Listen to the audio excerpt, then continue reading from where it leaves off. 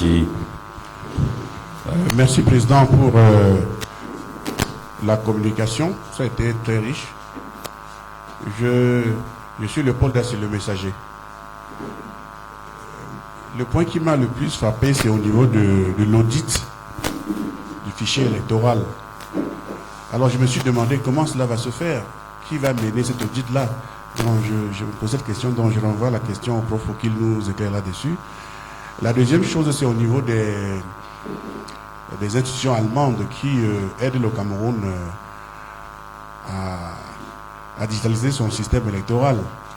Et je ne sais pas si à ce niveau le professeur ou le MRC a dû causer soit avec l'État du Cameroun, soit avec la partie allemande. Je vous remercie. Le journaliste de Siantou actuellement, il passe le micro, lui s'exprime en anglais. Thank you very much, Mr. President. Samson Tabufo is my name. It was a very rich expose there. Mr. President, we insisted a lot on figures, and I know during the registration period we saw militants of CRM on the field taking down notes. Mr. President, can you give us some figures that your militants got to convince Cameroonians that the Director General of Elecom says is far different from what your collaborators brought back from the field as registration figures? Thank you very much. Merci, chers confrères. Monsieur le Président national, Oui, merci. c'est à vous donc la parole pour les éléments de réponse aux questions posées par les journalistes. Merci.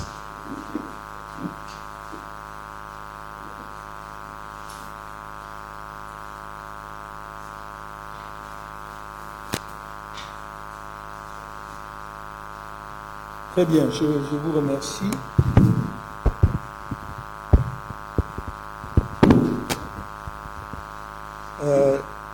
La question de Royal FM, de M. Jean-Marie Amaba, il y a deux volets. La première, c'est le MRC. Pendant toute la période indiquée, a-t-il été toujours présent dans les commissions mixtes de révision? Premièrement, j'ai bien distingué le cas de la diaspora du cas, j'allais dire, du Cameroun. Je vous ai dit, sauf si vous ne m'avez pas bien compris, que en ce qui concerne la diaspora, à notre connaissance, et je voudrais préciser avant d'avancer, que la réunion de la commission mixte ne se fait pas clandestinement. C'est convoqué. C'est convoqué et donc annoncé. Donc, pour que les représentants des différents partis politiques, pas seulement le MRC, soient présents. Et je peux vous montrer, par exemple, pour les inscriptions récentes, les documents sur lesquels c'est signé. Vous verrez RDPC, MRC, PADEG, enfin, tout ce que vous voulez, qui ont été présents. Certains d'ailleurs ont des représentants, mais le jour où la commission se réunit, n'envoie pas leurs représentants ou bien leurs représentants ne se présentent pas. Mais nous avons toujours été présents lorsqu'on nous a convoqués à une commission mixte. Ça, c'est au plan national. Au plan, disons, en ce qui concerne la diaspora, ainsi dire, je vous ai dit très clairement que le problème qui se pose et qui nous a amené à faire, entre autres problèmes qui nous a amené à faire ce point de presse, c'est parce que, je vous dis, vérifiez, depuis la clôture des inscriptions sur les listes électorales en août 2018, jusqu'en 2024, il n'y a pas eu d'opération d'inscription sur les listes électorales dans la diaspora. Il n'y a donc pas eu réunion des commissions. Il ne pouvait donc y avoir ni toilettage, ni refonte. Comment voulez-vous que nous soyons présents à une commission qui ne se réunit pas? Voilà d'où part le problème. Bien que les chiffres d'inscription sur les listes, des inscrits sur les listes électorales dans la diaspora soient étranges. Je vous ai dit, globalement, la diaspora camerounaise doit avoir 6 millions de personnes. Mais il n'y a que 19 000, il y a moins de 20 000 inscrits, Camerounais inscrits dans toute la diaspora. Ça ne nous dit rien. Sur 6 millions, n'importe quel pays européen pourrait fournir 5 à 10 000 électeurs inscrits. dans la diaspora. Mais je dis la totalité. Et ça, c'est la base des élections 2018, c'était 19 000. Et ce qui nous interpelle donc, c'est que on a soustrait encore 364 électeurs de ces 19 000, sans nous dire quand et comment. Voilà le problème. Donc, nous participons, nos représentants participent effectivement aux commissions mixtes qui sont convoquées au Cameroun. Nous avons toujours des représentants. Nous n'avons pas pu participer à quelques commissions mixtes, que ce soit dans la diaspora, tout simplement parce que ces commissions n'ont jamais été convoquées et non passées. Maintenant, vous vous demandez pourquoi j'insiste sur la diaspora et non pas sur les électeurs qui sont sur le territoire national. Je crois que j'y ai répondu partiellement. Je n'insiste pas sur la diaspora. Parce qu'à la limite, sauf si on pense que je suis distrait au point de ne pas faire la différence entre 19, mettons 20 000 électeurs et 8 millions d'électeurs au Cameroun. Donc, tout le monde est... C'est l'évidence même que l'essentiel, le gros des électeurs, c'est au Cameroun. Mais j'ai pris la diaspora parce qu'il y a un fait concret. Je n'invente pas les faits. Je n'aime pas inventer et raconter des histoires. Donc j'ai donné des faits, des chiffres. Dans le cadre, pour ce qui est du Cameroun, parce que vous nous demandez si nous ne devons pas effectivement plutôt être présents sur le territoire pour être sûr qu'on contrôle les élections. Mais vous pensez bien que c'est notre travail, cher M. Jean-Marie Anala. C'est pour cela que notre parti prétend sans fanfaronnade. Nos adversaires de l'autre côté peuvent prétendre le contraire. C'est de bonne guerre, les partis politiques font cela. C'est pour cela que nous prétendons être, à part quelques poches, je n'ai pas besoin de les citer ici, mais pour des raisons que l'on connaît, à part quelques poches, nous sommes le parti le mieux implanté au Cameroun. Je peux vous dire, il y a beaucoup de circonscriptions administratives où le RDPC dit qu'il est présent, c'est l'autorité administrative qui est le RDPC. Donc il faut arrêter un peu. Nous parlons de militants, nous parlons de nos militants qu'on voit, qu'on insulte à longueur de journée sur les réseaux sociaux parce qu'ils font leurs activités et rendent public. Ça leur vaut tous les noms d'oiseaux. Donc nous travaillons, cher monsieur. Et ne soyez pas étonnés. Je vous l'ai dit en 2018, j'ai dit au Cameroun en 2018 que nous avions une liste de nos représentants dans tous les bureaux de vote, sauf le nord-ouest et le sud-ouest. Et que partout ailleurs, on nous a soit jetés dehors, soit usé de la corruption, soit usé de la violence policière. C'est ce qui s'est passé. Il faut que nous cessions de nous voiler la face. La démocratie au Cameroun, le pouvoir au Cameroun, le destin du Cameroun n'appartient pas au MRC. Le MRC fait sa part, fait son travail et le fera jusqu'au bout. Et tant que le peuple camerounais nous fait confiance, et tant que nous pensons qu'avec l'aide du peuple camerounais, nous pouvons apporter un changement dans ce pays, nous nous battons jusqu'au bout. Et croyez-moi, ce combat ne se limite pas à un individu, fut-il le président du MRC, c'est un combat qui est amené à se poursuivre. Je mets quiconque au défi, sorti de la période du parti unique, de montrer un parti politique de l'opposition au Cameroun qui n'a jamais été aussi implanté que nous. Vous comprenez? Voilà. Donc, nous travaillons, croyez-moi, et chaque fois qu'il y aura convocation d'une commission de révision des listes électorales, nous serons présents parce que nous avons désigné nos représentants partout.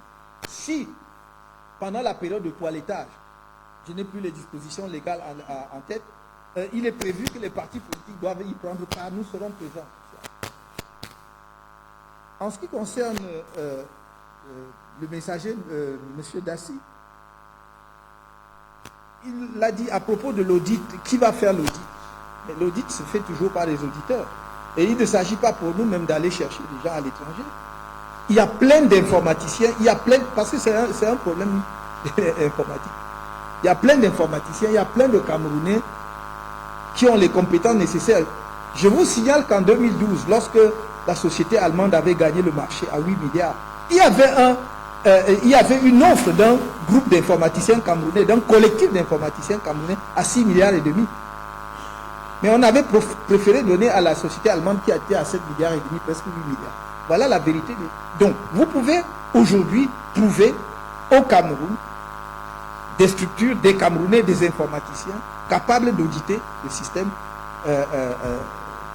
informatique ou en tout cas la base de données de l'ECAM. Ils vont vous dire là où il y a des failles ou pas. Il ne s'agit pas de faire un miracle. Vous avez dit les institutions allemandes qui aident le Cameroun. Les institutions allemandes en question n'aident pas le Cameroun. Ce sont des sociétés qui ont gagné des marchés, utilisons les termes appropriés. Parce que chaque fois qu'on parle d'étrangers, nous sommes à genoux, on croit qu'ils viennent nous aider. Ils ne nous aident pas, ils ont gagné un marché. Et un marché qu'auraient dû gagner les Camerounais parce qu'il ne s'agit pas d'un niveau d'expertise qui dépasse les Camerounais. Ce qu'on a fait pour les inscriptions sur les listes électorales, ce qu'on a fait pour les cartes nationales d'identité, ce qu'on a fait pour les passeports, est à la portée des Camerounais. Du premier informaticien camerounais. Parce qu'on a des informaticiens de haut vol dans notre pays, ou en tout cas des sortissants de notre pays.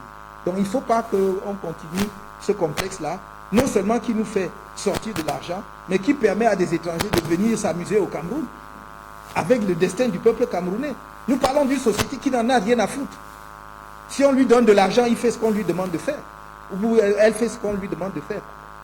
Donc, l'audit sera fait si l'État veut faire auditer le fichier électoral, ce n'est pas compliqué. Et je dis donc, ces institutions allemandes-là n'aident pas le Cameroun, elles exécutent un contrat. Mais nous voulons qu'elles exécutent le contrat suivant les standards internationaux en la matière. Qu'elles ne croient pas que le Cameroun est une république bananière. Peut-être c'est dans leur esprit, mais alors ils se trompent lourdement. Lourdement. Je dis toujours, quand il s'agit du Cameroun, les gens devraient réfléchir à 2 reprises. À 2 reprises. Je l'ai déjà dit à plusieurs occasions. Les histoires où on dit succession dynastique de machin et tout ça là, au Cameroun, regardez notre histoire. Regardez notre histoire. Faites très attention. On peut convaincre certaines personnes qui ne connaissent pas les réalités camerounaises de ce que ce genre de manigance soit possible au Cameroun. Ça ne l'est pas.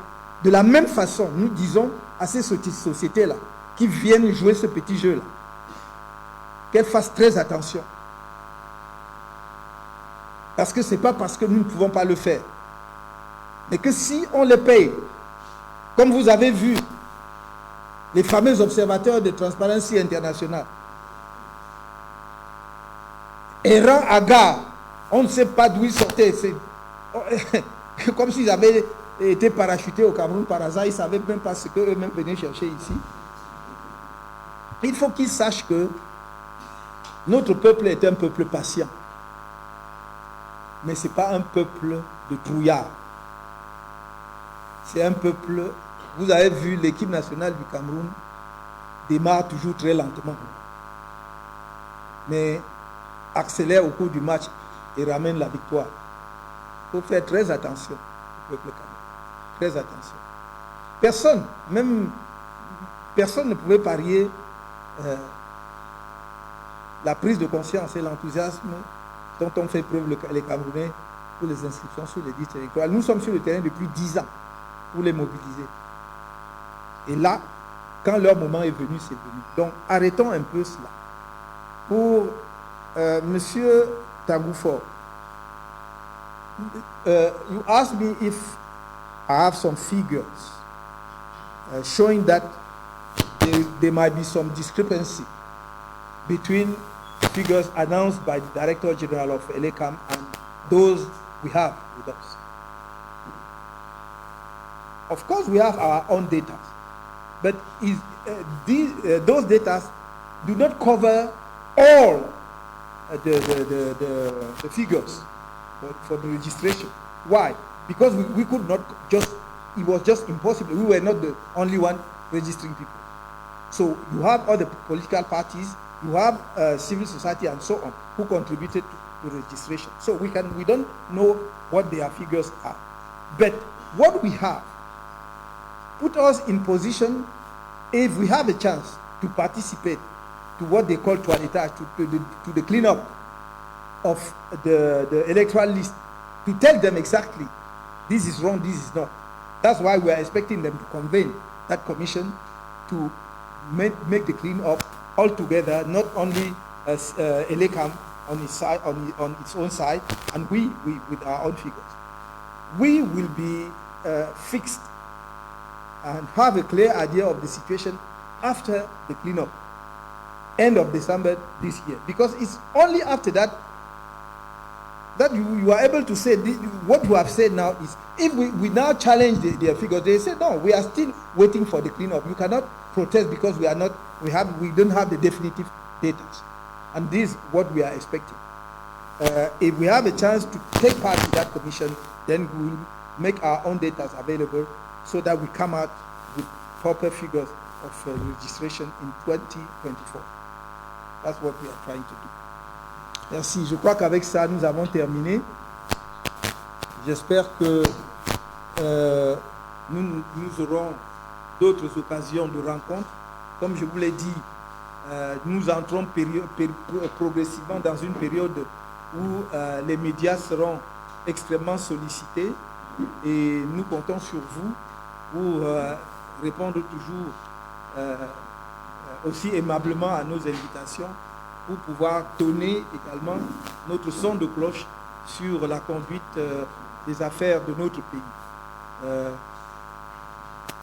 En tout cas, même si ce n'est pas au courant de ce mois de septembre, avant la fin de cette année, nous aurons d'autres occasions de rencontres extrêmement importantes. Nous vous communiquerons les dates et si possible, éventuellement, l'objet de ces rencontres qui vont être également déterminantes pour l'année cruciale de 2025 dans notre pays. Merci encore.